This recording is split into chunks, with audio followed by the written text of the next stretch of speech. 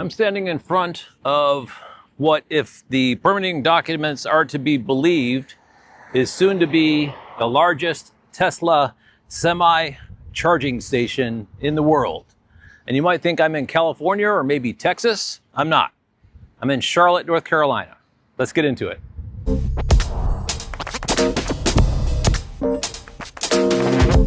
Briefly going over the two sources of information that brought this to my attention, first of which is Marco RP, who is a very prolific Tesla supercharger permit spotter, posted into X on July 11th. This post talking about the Frito Lay facility in Charlotte, North Carolina with these design documents. First of which is the site layout showing 18 stalls. There's not a lot of information here. It does show the megapacks up here though, but it's really the next image that has most of the information, and it's kind of hard to read. So let's go to a zoomed in version, which is this one right here. And you'll see in the next video, this is actually where I was, but right here. 9 charging cabinets, V4 charging cabinets, 18 V4 charging posts. That is a 2-to-1 disbursement, and according to the keynote by Dan Priestley, that's how these are deployed. The V4 cabinet with 2 V4 posts offering 1.2 megawatt each stall, 3 transformers, grounding transformers, and then down here is talking about megapacks quantity 3. So that's where the information for the specifics come from.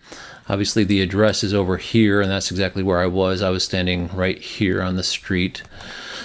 And the second piece of information, I mentioned in the video upcoming that I thought it was Teslarati. That was a mistake. It's called Tesla Mags. And this right here is the Tesla Semi charging station rollout so far. And you can see there's 2 operational and 3 permitted. The one in Charlotte, North Carolina, right now, according to Tesla Mags, is the largest Tesla semi station in the world once it gets completed. And because we see construction fencing up, I've been doing this long enough to know that once you see construction fencing goes up, it's pretty much a done deal. Almost never once they put the construction fencing up does it get reversed. So this is an in-swing project. Let's go ahead and get into the video. A very prolific Tesla supercharger permitting spotter, Marco RP, posted into X this station, and he marked the site that is just right over there that now has fencing around it. So this is no longer speculation. The construction is actually going to happen, because sometimes when you get permitting documents, you're not sure if the station is actually going to get built. But in this case, we have construction fencing up, and I also see a yellow piece of construction equipment over there as well. So this station is going in. What we have are, according to the permitting documents, 3 megapacks, 18 stalls, fed from 9 V4 cabinets, going to 18 V4 dispensers. So each dispenser, there are 2 dispensers paired to 1 V4 cabinet. Each stall is able to output 1.2 megawatts. There's also indication that those are going to be MCS handles on these stations. So 18 is the largest station known either through permitting or that is currently open.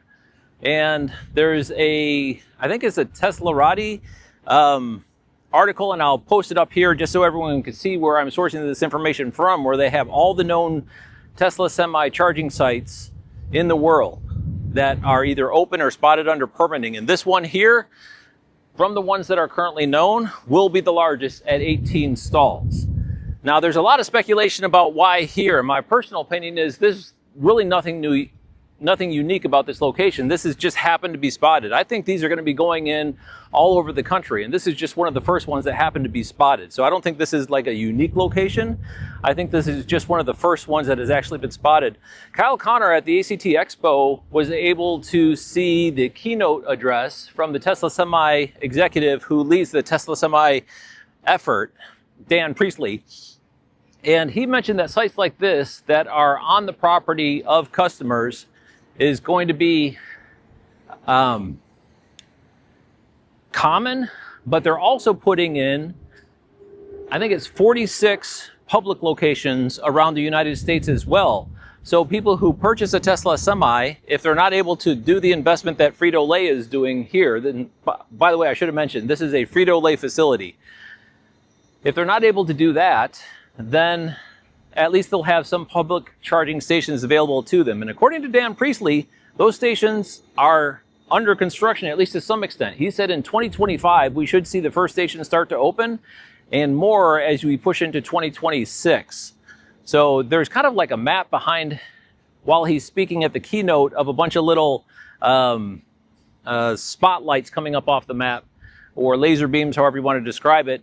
And you can kind of get a gist for where they're talking about. And this is definitely not one of them, because the closest ones on that map are in South Carolina or Georgia. So there's nothing in North Carolina. So this is definitely one of the private builds that they were referring to. So not only are we talking about Tesla Semi stations going in that will be publicly available, there's an undisclosed amount of Tesla Semi stations going in that are private builds, like this one here. And so very exciting. There's so many things about this that is exciting. It's the bona fide V4 deployment with V4 cabinets and V4 dispensers. We've got a pairing of one cabinet to two dispensers, and published in the documents, throughput at these stalls of 1.2 megawatt per stall, with a total of 18 stalls. So I'm not sure if their intention is to do long haul trucking from this location, or if all they're planning on doing is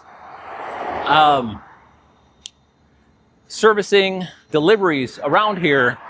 I mean, there's rail coming in here, so I'm not sure if their intention is like making this a depot and then hauling goods and services from Charlotte. Charlotte is generally not a depot-centric area.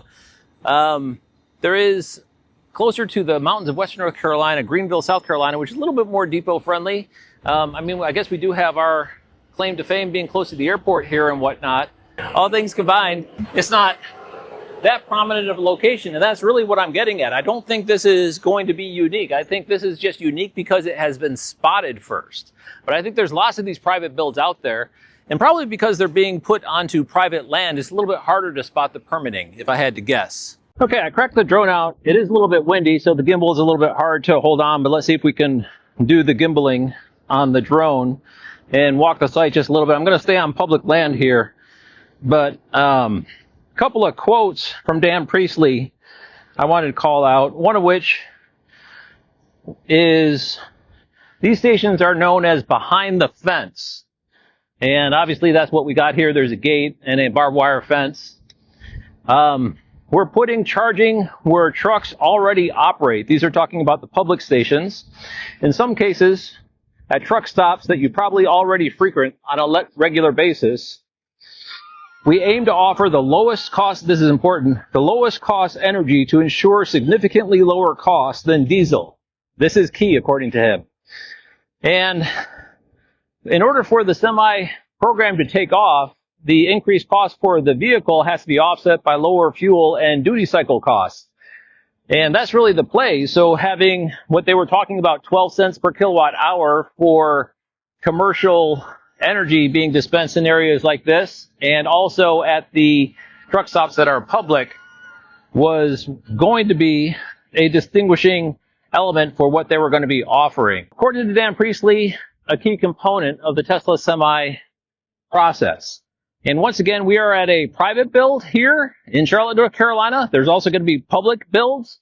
And I think a lot of people were thinking this was going to be a while before this actually happened.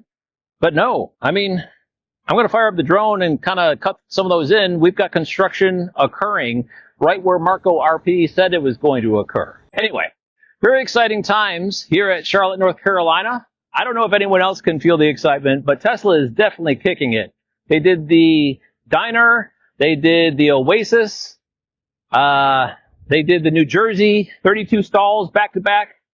And now they've got a megawatt charging station going into a Frito Lay in Charlotte, North Carolina, kind of off script, indicating a much broader deployment is occurring.